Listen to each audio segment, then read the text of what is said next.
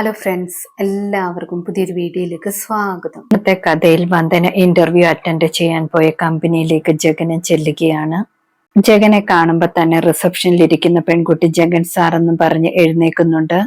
ജഗൻ ചോദിക്കുന്നുണ്ട് ഇവിടെ ഇന്റർവ്യൂ നടക്കുന്നുണ്ടോ എന്ന്. പെൺകുട്ടി അപ്പോൾ പറയുന്നുണ്ട് ഫ്രണ്ടിലേക്കുള്ള ഒരു സ്റ്റാഫിനും അതുപോലെ അസിസ്റ്റന്റ് മാനേജറിനും വേണ്ടി ഒരു പോസ്റ്റ് ഉണ്ടെന്നൊക്കെ.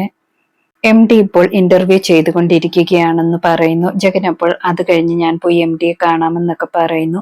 പെൺകുട്ടി എപ്പോൾ പറയുന്നുണ്ട് അതൊന്നും കുഴപ്പമില്ല, സാറിന് എപ്പോൾ വേണമെങ്കിലും അകത്തേക്ക് ചെല്ലാമല്ലോ എന്നൊക്കെ പറയാണ്.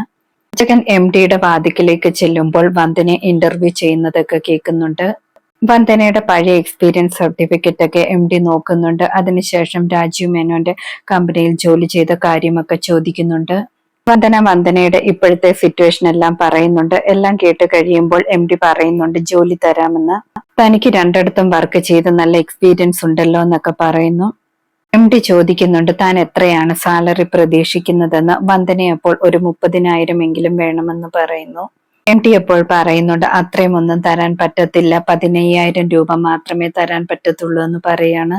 വന്ദന അപ്പോൾ പറയുന്നുണ്ട് എനിക്ക് ദിയമോളെ പഠിപ്പിക്കാനും വളർത്താനും ഒക്കെ അത്രയും പൈസയാകും, വീട്ടിലും ചെലവ് നടത്താനൊക്കെ ഉണ്ടെന്നൊക്കെ പറയുന്നു.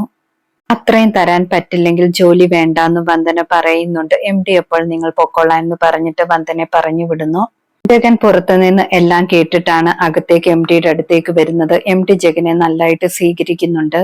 MD ജഗനോട് പറയുന്നുണ്ട് ജഗനും അച്ഛനും കാരണമാണ് എനിക്ക് ഈ കമ്പനി തുടങ്ങാൻ പറ്റിയത്, ഇനിയും കുറച്ച് സഹായം കൂടി കുറുപ്പ് സാർ ചെയ്തു തരാമെന്ന് പറഞ്ഞിട്ടുണ്ട്, ഞാൻ വരുന്നുണ്ടെന്നൊക്കെ പറയുന്നു. ജഗൻ അപ്പോൾ പറയുന്നുണ്ട് ഇവിടെ ജോലിക്ക് വരുന്ന സ്റ്റാഫിന് എന്താണ് മാന്യമായിട്ട് ശമ്പളം കൊടുക്കാത്തതെന്നൊക്കെ. ഇപ്പൊ ഇവിടെ വന്ന പെൺകുട്ടി എനിക്കറിയാവുന്ന പെൺകുട്ടിയാണ്, അവൾക്കാണെങ്കിൽ ഒരു 30,000 രൂപ വേണമെന്ന് പറഞ്ഞിട്ട് എന്താണ് കൊടുക്കാത്തതെന്നൊക്കെ ചോദിക്കുകയാണ്. ഇനിയും നിങ്ങൾക്ക് ഞങ്ങളുടെ ഒരു സഹായം ഉണ്ടാകത്തില്ല എന്നൊക്കെ ജഗൻ പറയുന്നുണ്ട്. MD അപ്പോൾ പറയുന്നുണ്ട് അങ്ങനെയൊന്നും പറയില്ല, വന്ദനയ്ക്ക് ഞാൻ ജോലി കൊടുക്കാം, 30-ന് പകരം 50,000 രൂപ വേണമെങ്കിലും കൊടുക്കാമെന്നൊക്കെ പറയുന്നു. ജഗൻ അപ്പോൾ പറയുന്നുണ്ട് അത്രയും ഒന്നും കൊടുക്കണ്ട, മാന്യമായ ശമ്പളം വന്ദന ചോദിച്ചിട്ടുണ്ട്, അത് കൊടുത്താൽ മതി എന്നൊക്കെ പറയാണ്. ഇപ്പൊ തന്നെ വന്ദനെ വിളിക്കണമെന്നും പറയുന്നുണ്ട്. അതേ സമയത്ത് വന്ദന അമ്പലത്തിൽ പോയി പ്രാർത്ഥിക്കുകയായിരുന്നു. ജോലിക്ക് ശ്രമിച്ചിട്ടും ജോലി കിട്ടിയില്ല എന്നൊക്കെ പറഞ്ഞിട്ട് ഒരു വഴി കാണിച്ചു തരണമെന്ന് പറഞ്ഞ് ദേവിയോട് പ്രാർത്ഥിക്കുകയായിരുന്നു. വന്ദന പ്രാർത്ഥിച്ചിട്ട് വെളിയിലേക്ക് ഇറങ്ങുന്ന സമയത്ത് MD ഫോൺ ചെയ്യുന്നുണ്ട്. MD ഫോൺ ചെയ്തിട്ട് വന്ദനയോട് പറയുന്നുണ്ട് വന്ദന ഇന്റർവ്യൂവിന് വന്ന കമ്പനിയിലെ MD ആണ് വിളിക്കുന്നത്, വന്ദനയെ ജോലിക്ക് എടുത്തിട്ടുണ്ട്, അസിസ്റ്റന്റ് മാനേജറായിട്ടാണ് ജോലിക്ക് എടുത്തിരിക്കുന്നത്, വന്ദന ചോദിച്ച സാലറി തന്നെ തരാമെന്നും പറയുന്നു.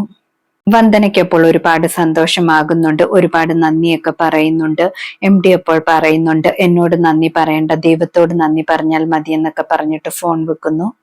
വന്ദന വീണ്ടും കമ്പനിയിലേക്ക് വരുന്നുണ്ട്. ആ സമയത്ത് വന്ദന ജഗൻ കാണുന്നുണ്ട്.